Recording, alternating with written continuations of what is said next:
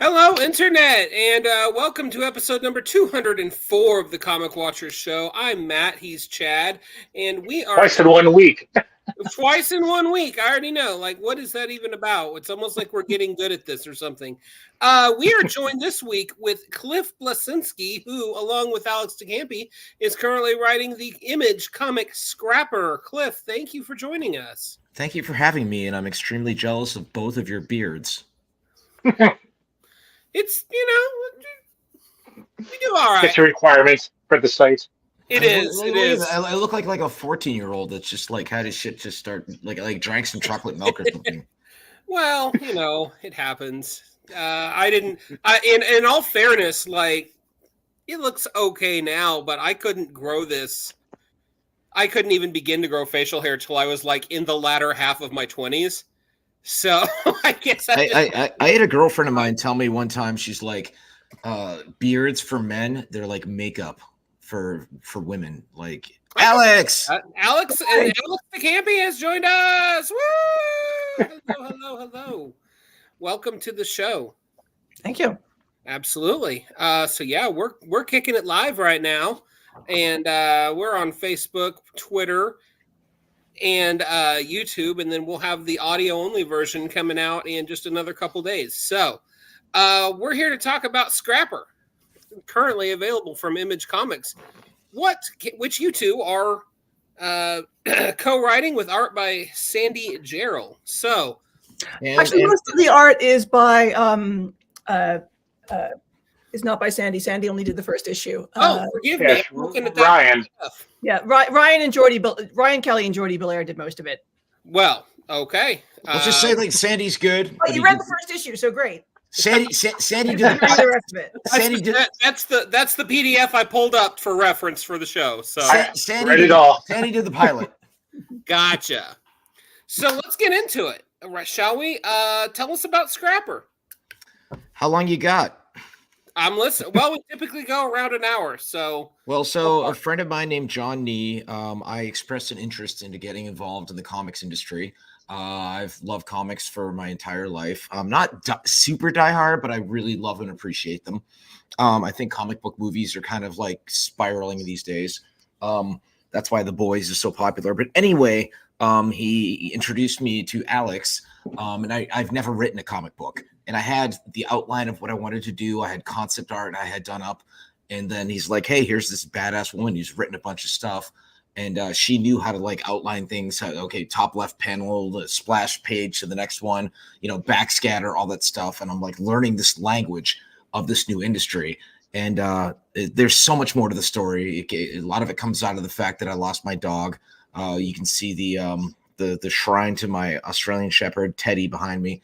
And then my wife found this Pomsky name that I named Lady after Sansa Stark's direwolf.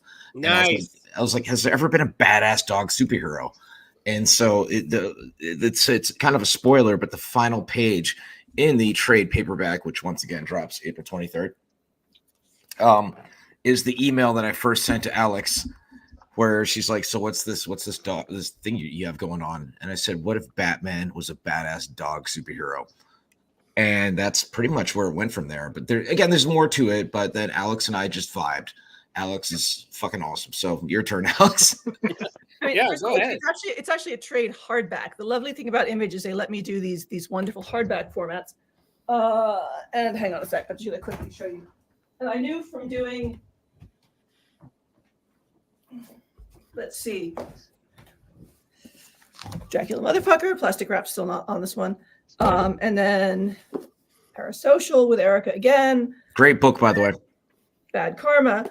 That like the great thing about Image is they would let me do these hardback formats, and the hardback formats were better printed and cheaper than most trade paperbacks. Like the print quality and the paper quality is amazing. Like it's really good. And for a 210 page hardback, we're like $19.99, which is more than a Marvel 4 or 5 issue trade paperback with sheet paper. It is. So, the price point's amazing. We get to end papers, we get to extra stuff. The print quality of the actual art, like it's like French Bay Day level of gorgeousness. And then like there are all these people out there that keep printing their comic collections as trade paperbacks, and I'm like, why? Image will just make a hardback for you. Like, why don't you just do that? And they're like, oh, I didn't know that. Just have to ask. So we asked. Also, we had that great wraparound art that was actually part of the concept art that Cliff had originally done way back in the day. Mm-hmm. And that's one of the reasons I wanted to do a hardback, is because, like, you know, little like wrap art, it's nice. But yeah, Cliff got in touch with me. John's a very dear friend of mine. John used to be the publisher at Marvel, and Wildstorm before that. And you know, we just chatted. Like, Cliff had like so many amazing ideas and a really clear vision. And one of the problems when people from other industries come into comics, and comics is very excited to have people from other industries, is nobody actually has any time to kind of take them by the hand and go, this is how comics works. It's a weird format. Like, the scripts are bizarre, you know, like one action per panel. Like, you can only have a certain amount of dialogue. Please, that 17 panel page you're thinking of won't work. No one has time to do that. Like, no one really has, like, even the editors that get in big name, like, you know, Hollywood writers or YA writers don't have the time to like edit their scripts to the point where they're essentially rewriting it so it fits on a comic page. And luckily Cliff didn't have a script. He just had like an outline of a story. And then we like bounce the story back and forth. And you know, I'm also a dog lover. I've got Sargi sitting right here behind me. Sargi. Come here, baby. There you go, boy. 16 years old, so he's very sleepy. Oh, everybody's bringing their food. You don't want my food. She's too loud. Yeah, mine's in the other room. But yeah, so we just kind of like professionally hit it off, and that's, you know, as the kids say, it wound up becoming a really, really good collab. Yeah. Right. And that's the thing for me over the course of my career. I found that I produce my best work when I have somebody to like bounce shit off of. Right. And you know, I'm a producer on Broadway, and so I spent a fair amount of time in New York City. And one of my favorite stories is before I met my wonderful wife. I was talking to a Southern girl, and she's like, "I don't make it out to the big city that often." I'm like, "Yeah, I only make it up to New York City like 2-3 times a year." And she's like, "I'm talking about Raleigh." And so there's a lot of times where, you know, I come up to New York and I'm like, "Alex, what are you up to?" And I'm like, "Let's get some like Thai food or something," right? And Alex, I might actually come up in April for the launch of the hardcover. Cool. Okay. So let's hang out and catch up. And yeah, I just, you know, I love the city, and I love just working with interesting, smart people on everything that I work on. And, you know, I brought a lot of my love of animals to Scrapper, but the fun thing about Scrapper is because I have a stack of books of my own. I could just work on making Scrapper like the best version of Cliff's vision that I humanely could. And it was so much fun for me because I normally do like books about people crying in cars. And here's this big like action book about animals that has a lot of heart, and like this entire post-apocalyptic dome city that it almost has more mysteries than we answer. Mm-hmm. You just don't want to do the J.J. Abrams thing of like answer one question and ask 3 more. You know, I consider no, we're not doing a Lost here. We're not like, we are actually like we actually have a plan. I consider that the pyramid scheme of storytelling, right? Yeah, exactly. The J.J. Abrams Ponzi. You know, so it's actually a fun anecdote, Alex. Is I went to an Italian restaurant I hadn't been to in a while, and I love supporting local restaurants. But if you don't go for a while, they give you shit like, "Where you been? What's going on?" I'm like, "I've been busy." And I told him about the comic book, and Alex had this idea about Scrapper, that Scrapper's favorite food is ravioli. Wait, am I still, wait, my camera is not unplugged. Can you guys still hear me? I can hear you. Yes, we can still hear you. Yeah. Okay, let me see. Let's start cam. There we go. Technology's why I drink. And I got to tell him the anecdote about the fact that this superhero dog loves ravioli. Mm-hmm. And we named the restaurant Pompeii just as a wink. Yep. That's awesome. That's awesome. So, Cliff, you're a Broadway guy. You're a storyteller guy, and you love comics. So, were you able to blend those sensibilities in a way that made sense to you? And Alex, on part 2 of that question, were you how was it to try to interpret that through a lens of comics with you guys working together? So I guess you guys want me to go first real quick. The thing is getting involved with Broadway. It's been a really fascinating experience, and I sat down for drinks with one of my producing partners from TBD Productions. We did Hades Town, 1-8 Tonys, weird flex, but okay. And she's like, "You're getting pretty good at this." And I looked at her and I said, "You can't fake the goosebumps." And that's the thing is, like when I worked in the Gears of War series, and there's, characters live, die, and have their experiences. People on YouTube, sometimes after a mimosa, I'll read the comments and people are like, "This really moved me, especially during my teenage years, blah, blah, blah, blah." And that's the thing is, there's certain truths throughout entertainment. And there's a part where, Alex and I collabed and the urban animals come together to go against this totalitarian regime of the Dome. And even reading this myself, it sounds masturbatory, but I get goosebumps still to this day reading it. And just Alex, living in the city and everything, I think it was just the perfect kind of vibe, right? Yep. Yeah. I mean, Cliff can tell a story like that. That's like, there was never any issue with that. Cliff told a great story. And I just embroidered around the edges and made sure it worked in the medium of comics and tried to do things that could only work in the medium of comics. I mean, Ryan's got this wonderful spread where Scrapper and his buddy Tank go underground in issue 2. It's a double page spread, and you see them going through the tunnels under the city in the spread, and like the dialogue kind of leads you through the page. And it's great. It's really great, and we have fun moments as well. I'm a parent, and I want to.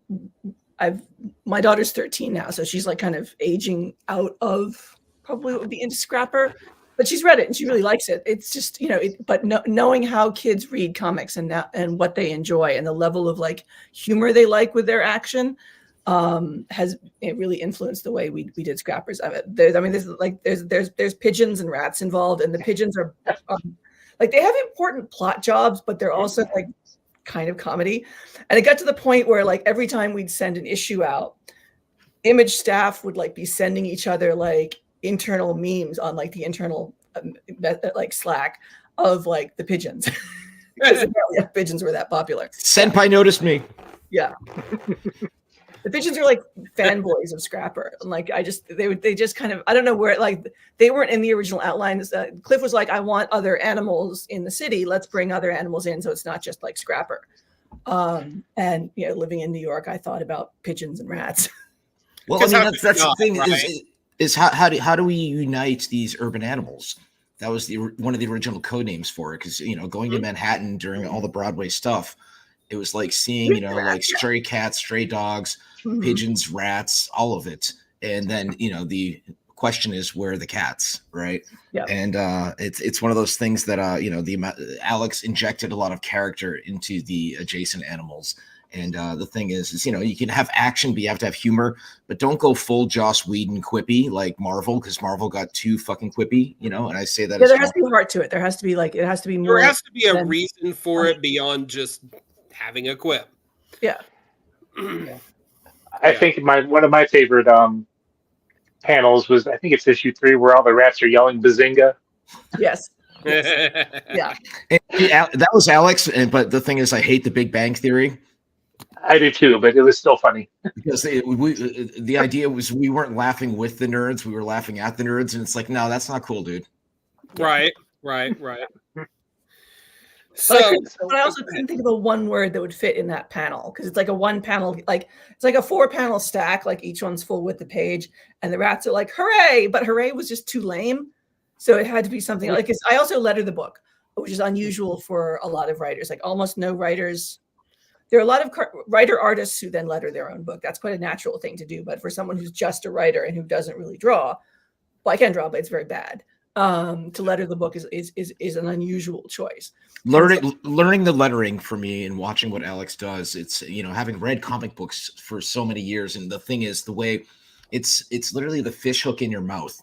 Yeah. That pulls you through to the next panel and then the next big splash page.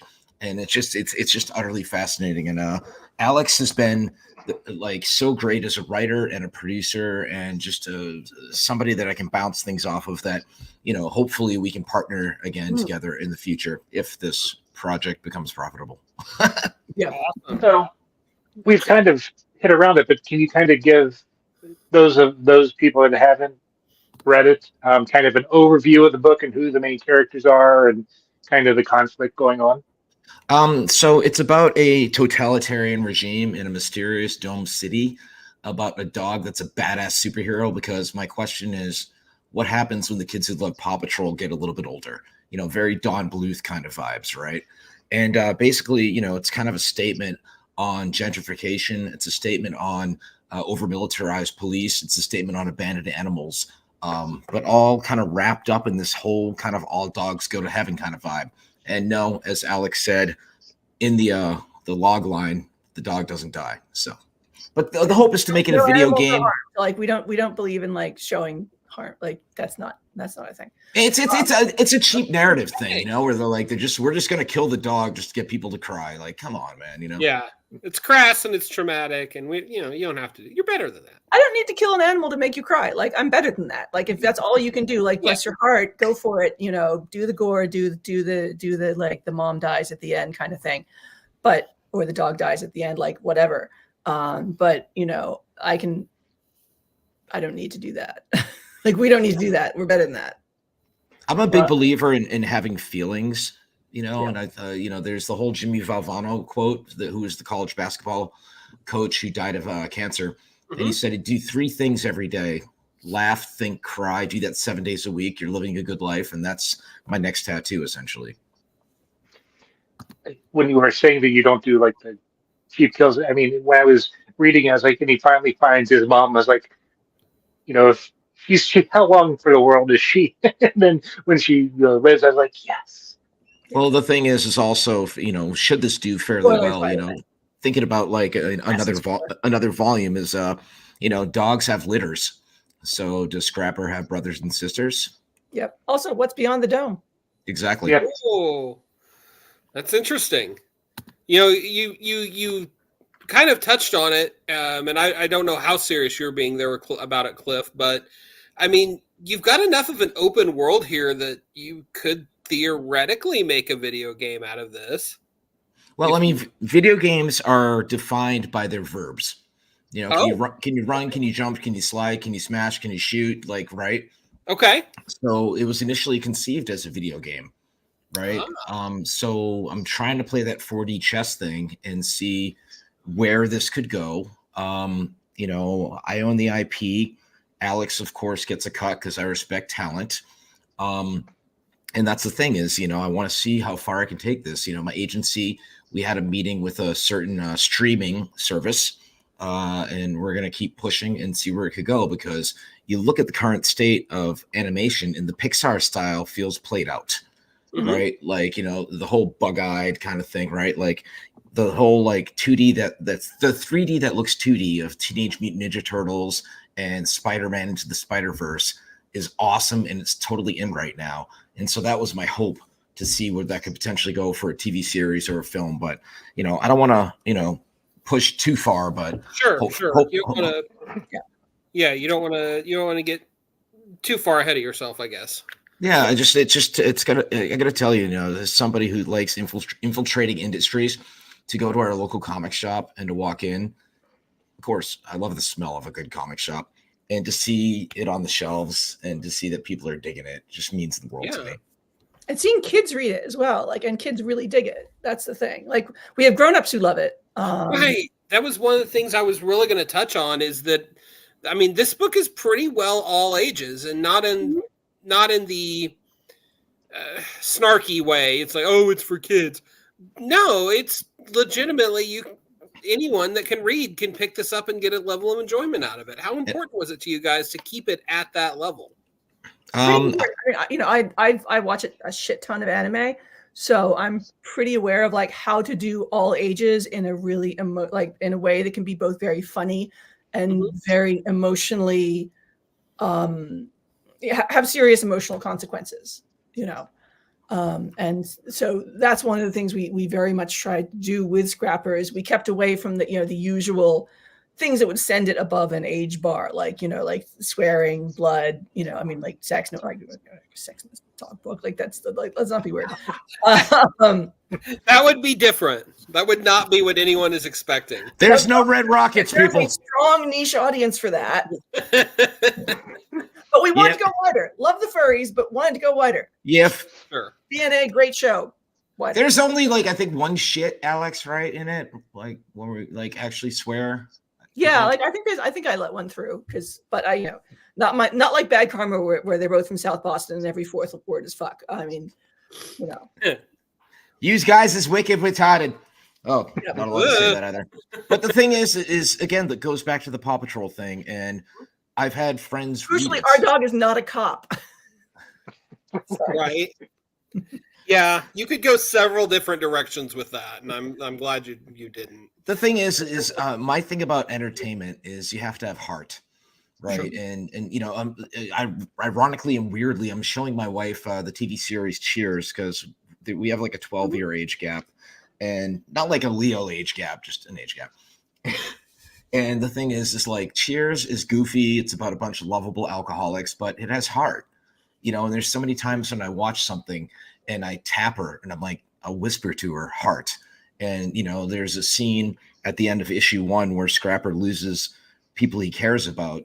And he says, they weren't a threat. They were my family. And it just hits, and it goes back to laugh, think, cry. I love something that moves me. And it goes back to that goofy ass Nicole Kidman AMC commercial where I get the message they were going for. It didn't come.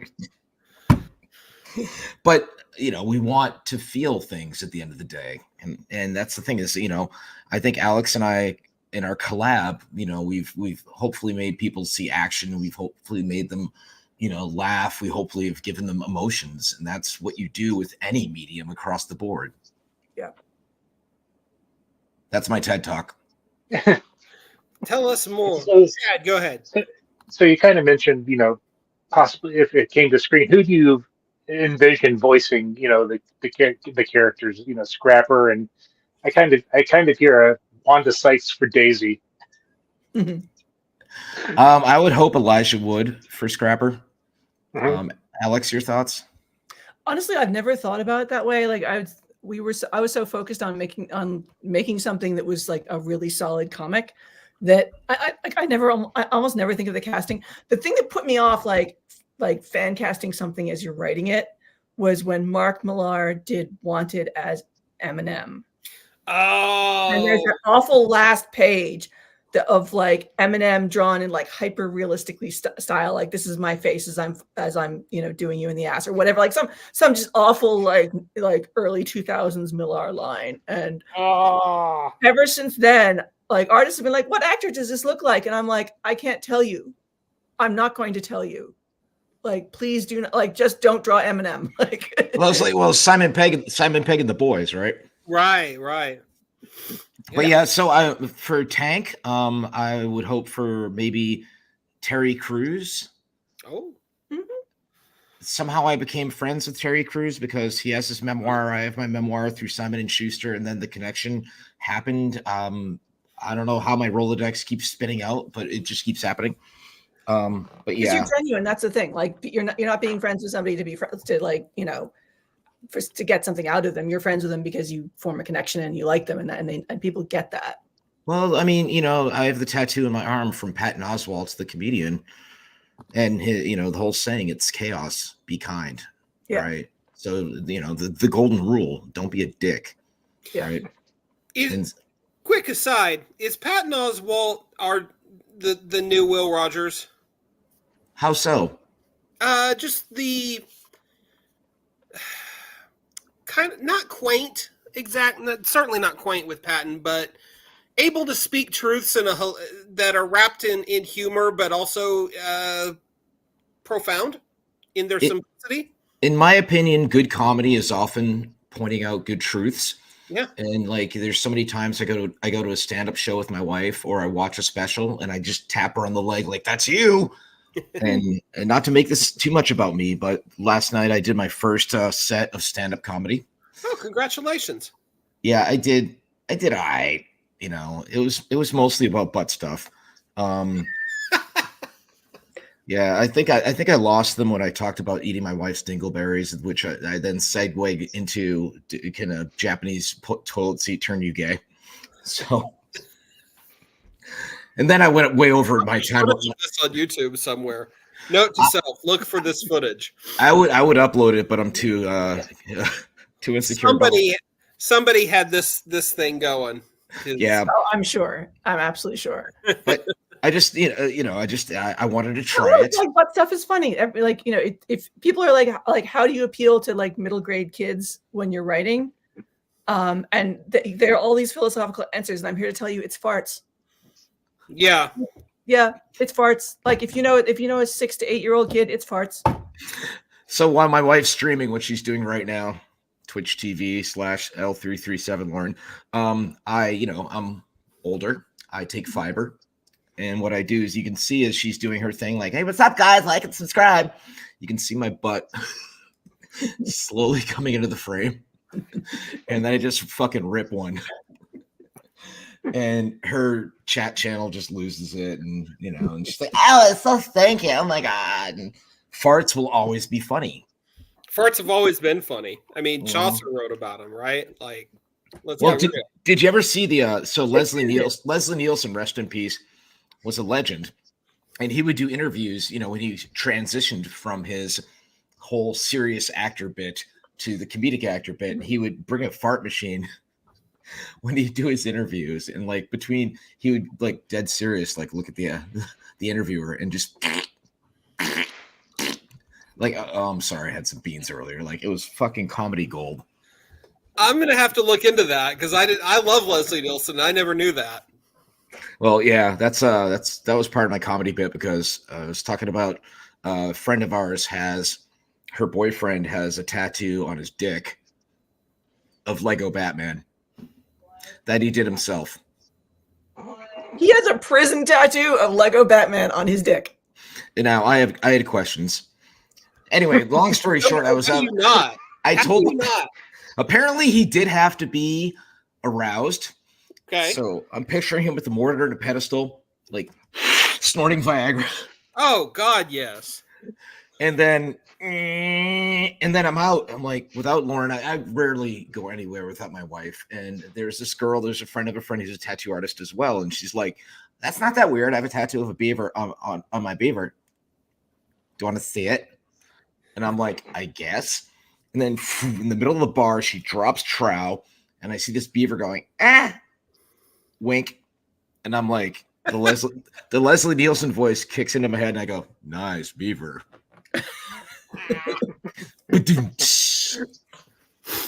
Just watching The Naked Gun not that long ago. What a brilliant movie. Oh yeah. So yeah, I got to show my wife all those movies like the Zucker brothers or whatever, like in Airplane, which is just amazing. Wonderful. Alex, have you shown the kiddo Airplane yet? It might be a little young for it. She'd love it. I got to show it to her. We only recently saw like things like Home Alone. Okay. On a little like the home viewing tends to be again anime or occasionally like kind of schlock horror. Like we've seen, like her first horror movie was Houseu because she wanted cool. Like she saw a Houseu T-shirt that she really liked, and I'm like, I'll get this for you, but also we're gonna watch the movie.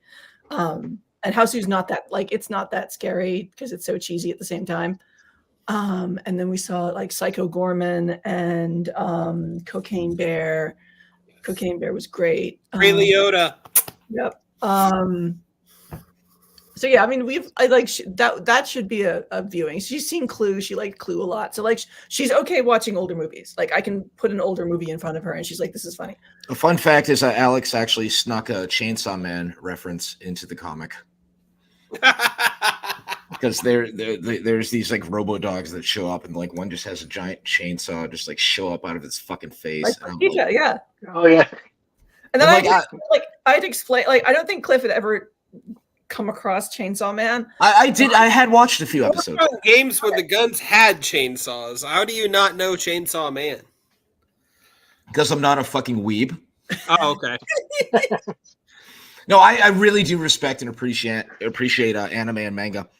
The thing is like I love like Attack on Titan, but it just keeps going, and I'm like, at some point, wrap it the fuck up, you know? Right. Attack on Titan especially should have wrapped the fuck up. Like, first season, utterly brilliant. Like, and then it was just like diminishing returns.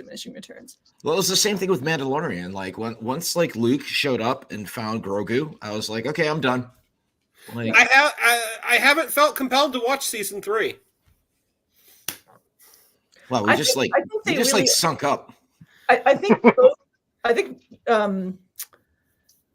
both Marvel and Star Wars, like Disney completely saturated their like fan stuff. Like, I mean, when the first Mandalorian came out, everyone loved it. Like, you know, the Marvel movies, like they were just all hits. Even when they weren't very good, they were hits because there was one every 2 years. And when it came out, it was a big deal. And then suddenly there was one every 3 months and a TV series. And it's like, oh, you know, well, some of these are pretty mid and like there's a lot to keep up with. So even if I'm a diehard fan, which I'm absolutely not, like, am I really going to see all of these? And Star Wars, like, I mean, there is some Star Wars stuff that's brilliant. Andor, brilliant. First season of Mandalorian, lots of fun.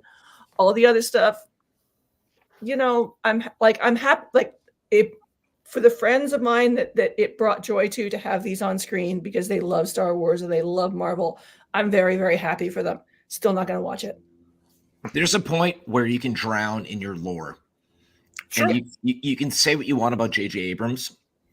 The thing is when it came to Star Trek, he's like, fuck all that shit. I'm starting over. Yeah, let's make it accessible. I mean, there are two kinds of writers. There are character writers and there are world builders. Cliff's a character writer. Wait, Cliff's over there. Okay. Yeah. And the way you can tell if a writer is a character builder or a character writer or a world builder is ask them what they thought of the first 100 pages of Dune. If they're like, oh, this was the most amazing thing, I loved it so much, they're a world builder. If they're like, this is the most boring piece of shit, when will something happen? I don't care about any of these people. Congratulations, you're a character writer. Well, the thing is, Alex, is I love the Dune movie. Zendaya, she's amazing. But the thing is like I forgot what happened. And the thing is like I have to go back to YouTube and watch the recap because I'm planning on seeing the next installment. Yeah, absolutely. And the thing is, Dune it goes is up. Sorry, complicated. Like it's a complicated story, and you know it's hard to remember what happens because it's all very like it's all little tiny things and not much effect in a way. It's kind of like sci-fi Thrones when you think about it. But the thing is like apparently in a later issue, one of the I don't know if it's House Harkonnen, like he like merges with one of the sandworms and shit. I'm like, oh yeah, God Emperor of Dune. Yep. Like basically, like you know, if you like you saw the sandworm popcorn bucket, and everyone was like, that looks like a fleshlight. Yep. The spice must fuck. That is like the Cliff Notes version of God Emperor of Dune. So I'm told it was all quite loving and consensual. But anyway, yes, like there at some point one of the Atreides becomes a sandworm. I think I lost track. Like later Dune books are like later Twilight books. My hypothesis, guys, is that when an author gets a certain amount of success, book one is like tiny, sure, right? And then Harry Potter, like Harry Potter, exactly. Stephen King. Yeah, and also people stop editing that author. That's exactly my fucking point. That's another thing. It literally says book slut on the back of my phone. Like I love to read, but like, you know, somebody like needs a fucking edit, you know, and you're never too big to edit. Like somebody needs to check you on your bullshit at all times. Somebody needs to be able to say, no, fucking that sand dune worm was a bad idea. Don't do that. Is that how it actually happened? Or you can write that book. Just in my mind, that's how it's gonna happen. Or like if you want to write about hot worm sex, like have you considered a pseudonym? Like did he ride the worm or did the worm ride him? Like okay, so there's a dog on my street that's half Chihuahua and half pit bull. I've always wanted to ask the owners if they knew which half was which. Like, was it a Chihuahua with like delusions of grandeur and a stepladder, or was it a Chihuahua that was walking like John Wayne for a week? I'm saving that for my next stand-up bit. Well, the thing is you know, our dog, you know, back to the comic. Back to the wholesome YA comic. Our dog is a Pomsky, and so it's a husky mixed with a Pomeranian. Hmm? And so going back to same issue, same problem there. Like no, I had one when I was a kid. A Pomsky or a husky? I have a feeling that like the Palm was like from the Palms I've met, the Palm was the daddy. Well, so what I realized is the breeder, at some point, they had to jerk off the dog. Because as they say in Rick and Morty, it's physics, Morty. Like, and I'm like, oh, Speaking of Red Rockets, I love my dog so much, but somebody had to masturbate a large dog in order to make you in my life. Well, the dog we have now he's like, we did the DNA test, and he's like 14 different types, and he looks like somebody just had a lot of leftover Legos and put them together. so it goes. So it's like the Voltron of dogs. Yes. Or the canine version of the camel, which was like the leftovers from God's spare part box. That's very Doesn't go specific. anywhere else. It's a That is camel. very specific. Now we're going to bring religion into this very fun interview. So now it's going to get really fucking weird. Chad, jump us back in. Steer this ship, Yes. I was just please. Iceberg. Straightest face. You had the straightest face of any of us. I was just wondering if there was maybe a character that, when you were writing, wasn't a character that you really cared about, but as you wrote them, they became more of the character you wanted to see fleshed out or developed. Alex, I would have loved, I sort of cared about all the characters. I would have loved to spend more time with Vito and Rosa, who are Scrapper's parents, Scrapper's adopted parents. Tank, based on every pit bull I've ever had, including Sargi. I liked Daisy's practicality. I think if Scrapper was just a really fun character to write, because he's kind of an overpowered teenager, and he makes teenager decisions. Like he gets swept away in things, and he catastrophizes, and he'll decide he's going to go do something it'll all work out fine. Like, no, Scrapper, it won't. Like, un petit moment for a plan. And it was fun to write someone like that who was that impulsive and had almost the ability to back it up, but also was emotional enough that he realized when he messed up and felt really, really bad about it. It wasn't just I made an oopsie. It's like, oh no, I've really completely screwed this. Well, I mean, one of the aspects of Scrapper that Alex infused is the whole petulant teenager, right? And the fact that, again, my niece who came and visited recently, 13th birthday, my wife, who is wonderful, she gave her 13 activities and 13 gifts. But 1 minute she's like, I love you, Uncle Cliffy. And the next minute she's like, and it's, my nephew's 14 and he's going through a similar thing. It's a tough age, right? Oh, God, yes.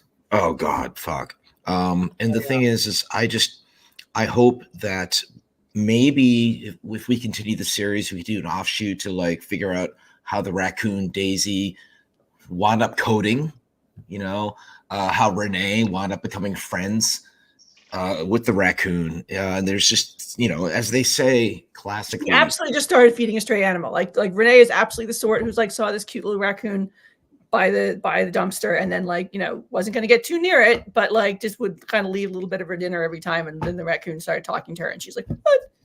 But yeah, so one of the through lines through the books is that the animals that have been manufactured by the bad guys, they can talk only to kids, right? And it's, we also this is also, again, Alex's idea, is the idea when the parents come into the frame that it's the Charlie Brown wah, wah, wah, wah, wah, wah, wah thing, and you never see their faces, which I also think is a great touch. The thing is, sometimes, but it's more like, and the kid's like, the dog talked to me, and the parents like, yeah, that's really cute, that's really nice, good doggy. Dog goes woof woof, and the parents just cannot and it's never clear whether it's, we never specify whether it's some specific thing inherent to the city, or it's just that after a certain point you grow up and stop believing in magic. Sure. And miracles, and so you just stop believing that the sounds the animal are making are something you can understand. The thing is, there's as they say, there's a million stories in the naked city, you know, and so I would like to believe we have a million more stories to tell. Oh yeah. Oh yeah. And just, you know, there's something that comes out of a good collab. You know, one of my favorite movies back in the day, which I've kind of outgrown, is Donnie Darko, right? Right. I had a meeting with Richard Kelly years ago, and I was at CAA in Hollywood, and and he basically like crumpled up a piece of paper, threw it at me, and he said, "You can make a good story out of this piece of paper. Like, you could do that." And then he made Southland Tales. So anyway, that's right, I said it. But the thing is, you know, everything is context, and you know, it's all about that thing that comes out of your chest that gets you out of bed. You know, like to create my tattoo on my left arm is, you know, Harold and the Purple Crayon, you know, saying create, to remind me to just get out of bed and make cool stuff. Also feed the dogs and make sure they pee and poop. Yeah, like make cool stuff that like matters to you. Like I feel like sometimes in comics there's a great struggle, there's a great effort to just make stuff to be always out there and have something on the stands every month. Right, And it's right. not necessarily, and you know, people are like, oh, like I have 10 projects in development. Which one should I do next? Like I had someone ask me that. I'm like, you should do the good one that you care about. Like, why are you even asked? Like, how why is this even a question? You know, someone asked me to see if I'd edit something this night. I don't have time to edit anyone right now. I really don't. And I was like, is this, are you doing this project because it's something you really believe in and it has things you have to say in it, or because it's a popular market and you think you can sell it? And they were like, Art versus commerce. I mean, but you know, it's that Rick Rubin thing of the audience comes last. Like, Right. if you just write commerce, you will be, I can name several comic artists who are quite successful who do it. Who once they stop, no one will ever remember. They'll just pass into the void, as will everything they've ever written. You know, you can do, like, you can have both. Like, if you write the art well enough, it becomes commerce because it talks to people. There's a point at which like art disappears up its own asshole, and that's fine. Like, if you want to do that thing too, that's fine. But if you're trying to do something that honestly talks about stuff you care about, it shows. Yeah. Versus just like making a high concept thing that you hope to sell to Hollywood. I mean, we want to make stuff that obviously makes money because we like to eat. I got a mortgage. I want to pay it. You know, seriously. The thing is you know, I was at San Diego Comic-Con, and I'm sitting at this fucking table with Alex, right? And we're signing the comics, and then people are coming up with my video game stuff too, and Alex's work as well, of course. And this woman who must have been like late 50s comes up to me and starts crying. And she says, Gears of War, the game series that I did, saved my life. And then I start fucking crying. And I'm like, do you want a hug? You know, and I gave her a hug, and that's how she'd never played video games before. And then lockdown came and she got really, really upset and was super anxious, as a lot of us were, like, you know, with lockdown. And her partner started getting her playing video games, and she started playing Gears of War. And the catharsis of playing a game like that, where there's a significantly like emotionally heavy storyline, kind of gave her a focus for her anxiety, and like, you know, gave her the catharsis of being able to focus on things in the game rather than, you know, the nebulous outside, you know, allostatic load that we all had over the lockdown part of the ongoing pandemic. And that, you know, that kept her from kind of collapsing in on herself. And it was just a wonderful story. I love to hear it. I have a hypothesis that I'm not a very religious guy, but I believe if there's a God, the best way we can honor this person who created everything is to create. Hence the tattoo. That's what's up. And then, you know, now I'm getting goosebumps. Thanks. That was actually pretty profound. Nice callback. So the thing is I'm at the point where, you know, we have, you know, the first volume of Scrapper established. Mm-hmm. I have ideas where it could go, which, Alex, we shall be talking about. We'll see where things go. And I have other IPs that I'm working on. and it's really one of those things that I'm working on another IP with my wife. She has her own IP about gargoyles and things like that she's doing. Which is really cool. And the thing is I, being friends with people who have kids, I encourage them create, like get them involved. Sports I respect, I love. I'm a Saints fan, but get them involved in drama, get them involved in creative writing, get them involved in dance. An art class. Yes, exactly. Basic ass art class. Even though AI art might ruin everything, so there's that. Hey, that. No. No. Have you guys fucked with AI art? Nope. I refuse. I made an image of Gary Coleman in the movie Heat by Michael Mann. Damn. And it was kind of fucking. Although I do like seeing during the holidays, Bing was doing all those AI generated holiday pictures, and it was kind of like one of those pictures where you have to, find the stuff that's, wrong or different. So you're like looking to see that the arm is like, like that, and they have 6 fingers or they're interlaced. Why are fingers so fucking hard to solve? Right? Symmetry is also really hard. Yes. Yeah, you're right. Because it like the machine can't go like that's a scorpion. The left hand side of the scorpion is the same as the right hand side of the scorpion. It goes like, oh, here's this blobby thing that normally has this number of sort of some range of appendages between like 4 and 9. You know what it kind of feels like to me is The Thing. Like how Yes. The Thing tried to like kind of clone humanity and yeah, and it was a monstrous abomination. Yeah, and that movie actually holds up too. And it does. Carpenter always does, yeah. Oh, that's one thing about the missus is she's so wonderful, but she was kind of raised in a vacuum where she just played video games all day long, and so she hadn't seen like RoboCop, Star Wars, The Usual Suspects, 7. At the end of 7, she's like, "What's in the box?" I'm like, "You're gonna find out what's in the fucking box." You get the. So that's fantastic. Yeah, I got her into comic books. Does she play any of your old video games? And then, like, man, you fucked this up. The kicker was she played Gears, and Right. she actually sold Gears at GameStop. So used. So when we first started dating, I was like, "Bitch, you owe me money." I didn't actually say that, but it's Did you actually get the money? no, it's a funny thing that just I don't play games much these days. I'll play like a little. Interesting. Well, I'm worried, like, Alex, I don't know how this is for you, but for me, like playing video games and making them for so long, like it kind of ruined it for me.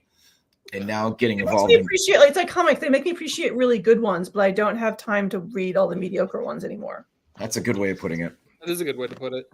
She's like, I ain't got time for this mid shit. No, I don't. I'm sorry. Like the world has enough mediocre content. If you put out something mediocre, I wish you love and joy and peace, and I'm glad you made it. I'm not going to read it. But it goes back to horror, right? Like, I love a good horror movie. Like I was rewatching scenes from the movie It Follows, which I consider to be one of the best horror movies in the last 10 years. And it's so good, like the pool scene at the end and everything like that. And Stephen King, I think, famously said one time, like, horror is a drug. Like once you see Carrie or The Shining and everything like that, and then you go and watch like some D-list shit, not necessarily talking about pulp shit, but like something that just sucks or is mediocre. Some cheap ass jump scares. Oh yeah, a good jump scare is earned. Absolutely. Yeah, one of my favorite jump scares of all time is do you all follow Mike Flanagan? Yes. Yeah, The Haunting of Hill House. I don't. Oh No.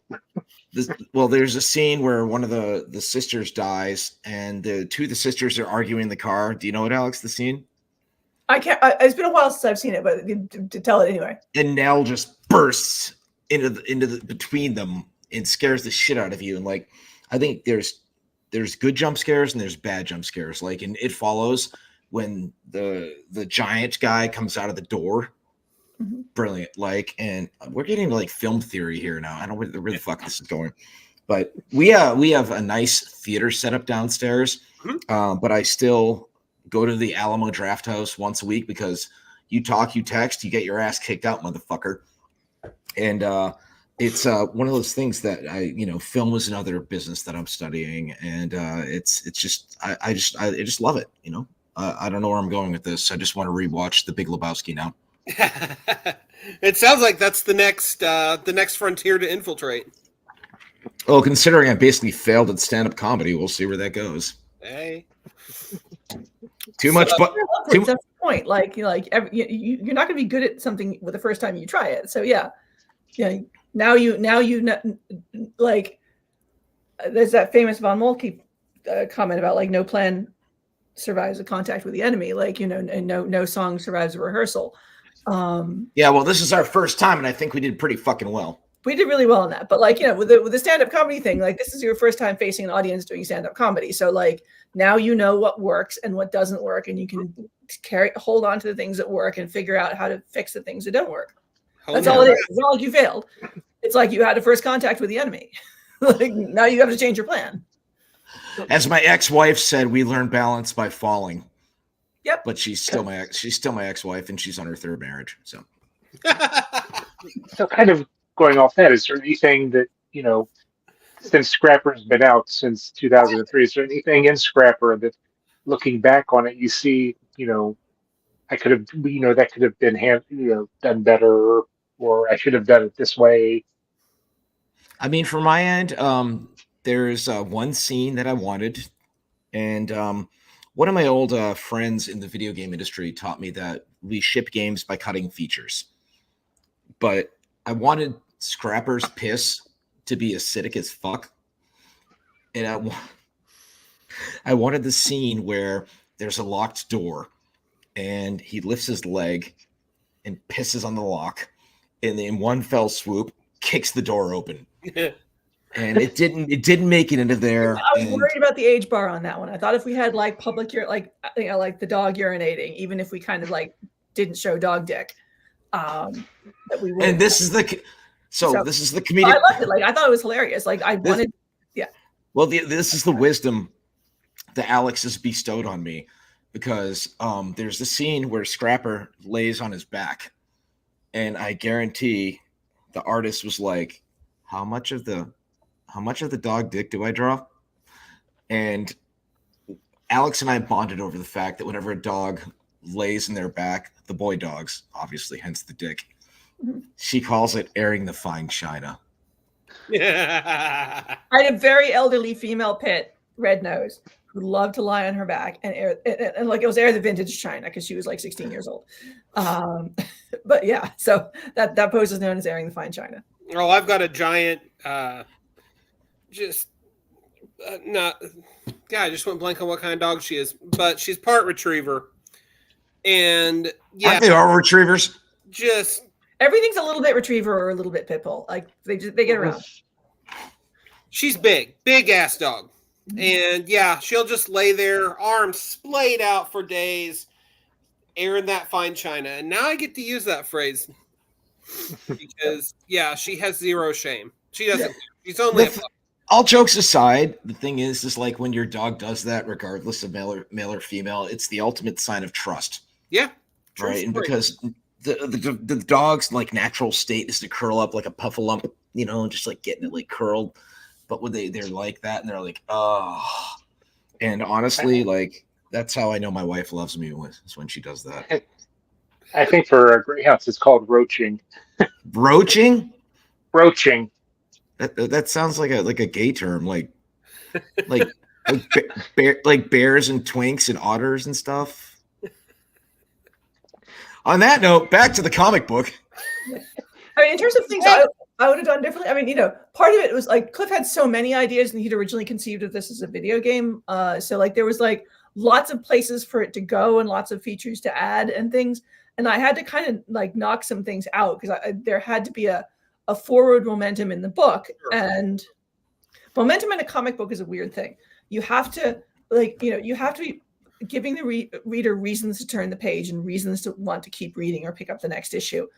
But you also have to create the illusion of space. So like there has to be an illusion that like it's not constantly like this. There's like the exciting bit and there's a low moment. but Right. where you're also giving them lots of information and continuing to pull the story forward in a pacey way. But there has to be this illusion of space. And so there was some things I had to leave out, like the dog whiz thing, also because of the age bar, where I was like, I can't put this in here, because we were originally going to be 5 issues, and then I'm like, man, I can't fit the climactic fight into this issue. This has to be 6 issues, so it ended up being 6 issues. And there was a point at which I'm like, we can't next arc. Other than that, like I don't really look back at my stuff once I've finished lettering it and it's gone to press. I don't look back on it because I'm terrified of finding typos. I mean, Image is really good at going through and copy editing for use, because they don't like typos in their books. Anyone who says Image doesn't edit, they do. They make sure they cover your ass. They make sure you're not going to embarrass them. And they're lovely. They're really kind about it, and their copy editor is amazing. I don't really go back and look a lot at them and think, what could I do? Because A, I'm on to the next project, and B, looking back at something and thinking, gee, that scene was too fast. It needed 2 extra pages. There's no way to fix it. It's just going to make you miserable. Right. It's done. Once it's done, it's in the bubble wrap and it goes to the shop. It's not yours anymore, so you can't fuss over it. It belongs to the Alex. audience. Alex, this is not your first rodeo. You know that good art is not finished; it's abandoned. Yes. True story. One of my favorite bits that we managed to squeeze in there is the idea of it's also a statement on late stage capitalism, and the fact that Scraps shows up at Times Square, essentially, or thinly veiled metaphor for it. Mm-hmm. And we have debtors' prison, where it's people in cages who couldn't pay their rent, and Scraps frees them. It's kind of like when he saves the child in Act 1, right? And that's the thing is, I'm lucky that I've done fairly well for myself, but I recognize the fact that, I see so many Reddit threads about young people who either can't get a job, or they're doing minimum wage, or they can't buy a house. And, if you can make a statement about the stuff and hopefully encourage change, I mean, that's the way to do it. And if you're going to be political in your entertainment, don't be too on the nose. There's so many places that so many things. I go back to there's a scene in one of the Marvel movies where it's like girl power, all the girls start coming out, blah blah blah. And I was like, I did not feel empowered. Really unwarranted. I always contrast that with the scene in The Boys where Stormfront gets the shit beaten out of her, and Frenchie's like, I guess girls do get it done. Wow, I just went British there, but that anyway. There's a way to do it, and the thing is, it's you got to be kind of subtle with the way you do it. You look at the video game BioShock. It was making a statement about Ayn Rand's politics and stuff, and Call of Duty's in Gears of War were a statement on the military-industrial complex, but it wasn't in your face, And people are dumb, but they're smart. So they can smell it. Nobody likes to be lectured to, Exactly. Right. Especially when you're doing your escapist entertainment. Yeah, it's you don't have to make it. I think that's one of the things that have, a lot of the mid superhero comics have gotten quite lectury, and it's I just want to see dudes hit things. Come on. Yeah. I mean, just going back to the thing. The thing was a statement about communism and McCarthyism, right? But your average person was like, really? Gears of War was a statement about the Bush administration's war for oil. And then I tell people, I'm like, yeah, the planet of Sarah, it's Aries spelled backwards. And they're like, what? So anyway, it's you can infuse that stuff in your entertainment, but just don't be too on the nose. Yeah. But your first job is to entertain. Exactly. And your second job is to inform. Exactly. You want the whole ride home, wait a minute, was that about something else? And then, people will study it, hopefully, if you do a good job, and then see where it goes.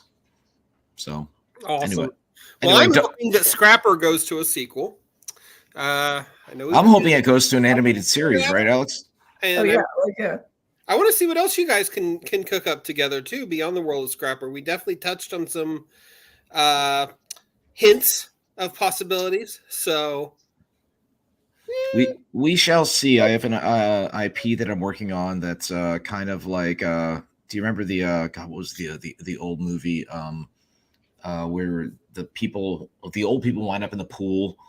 And Cocoon, yeah, they wind up in the pool. Sorry, I've had a drink, and it's kind of like that meets Pokemon. So, I also want to see your kaiju one. Yeah, we'll see where that one goes. Yeah, awesome. I'm sorry, I laughed because my son is really on a Pokemon kick, so that's all he watched today. How old is he? He must be about 6. Is he like that kind of 6 to 8? 7. Yeah. Right. Yeah, my what? We have a bunch of Pokemon stuffies, and I knew all the Eevee evolutions for a long time, just because.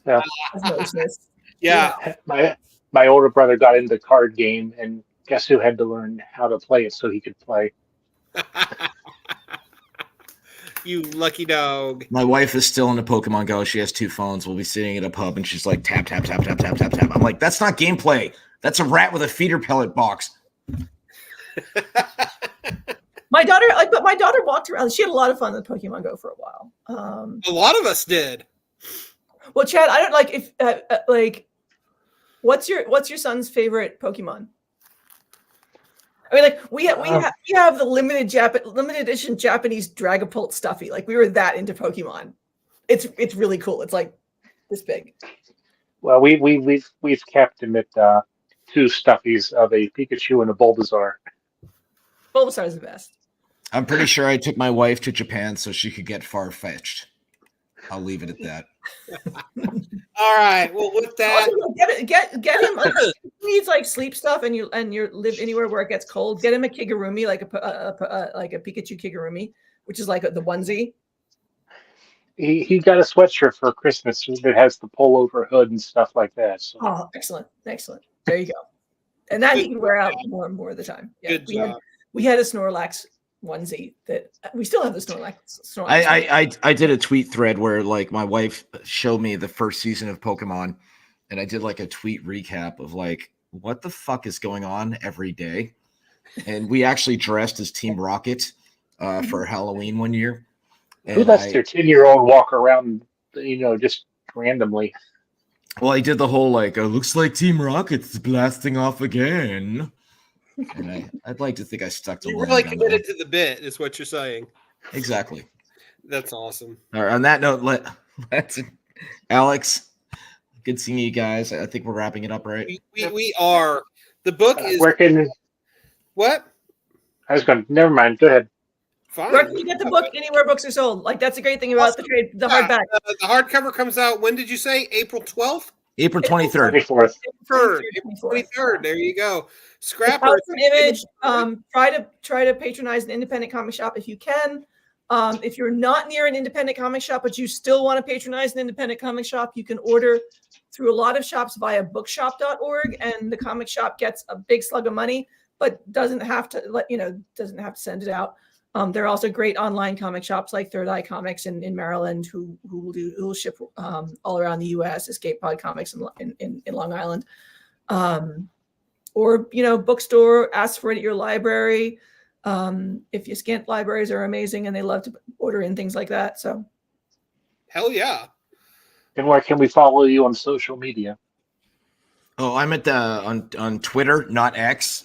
Fuck you, Elon. It's called The Real Cliffy B. And then on Instagram, I'm Dude Huge Tank. So that's mine. I'm Alex DeCampi on Twitter, where I'm not around very much anymore. Instagram, where I occasionally remember to post about once a month, and Blue Sky, where I also am sometimes there and sometimes not. But like that, say hi if you read the book. Let us know what you think. We'll respond. It might take a couple days. Awesome. Thank you guys so much for hanging out with us. And thank you for making awesome stuff to share with the world. We really appreciate it, guys. Thank you for having us. And Alex, always good seeing you. Hope to see you in April. Likewise, that'd be great. Okay. Say hey to kiddo. Will do. All right, take care. We're the Comic Watchers, and this is our show. The world might be a crappy place sometimes, but it does not have to be. Wow, they just dipped out on us, Chad. We were still going. The world can be a crappy place, but it doesn't have to be. Get out there, support your local comic shop, read something good, and above all else, be good to one another. Thank you, and we'll see you next week. Oh, Chad says, wait. And follow us on Blue Sky and Twitter. Follow Comic us, Watch. Blue Sky and Twitter. Comic Watch HQ. Comic Watch HQ. Da da da da.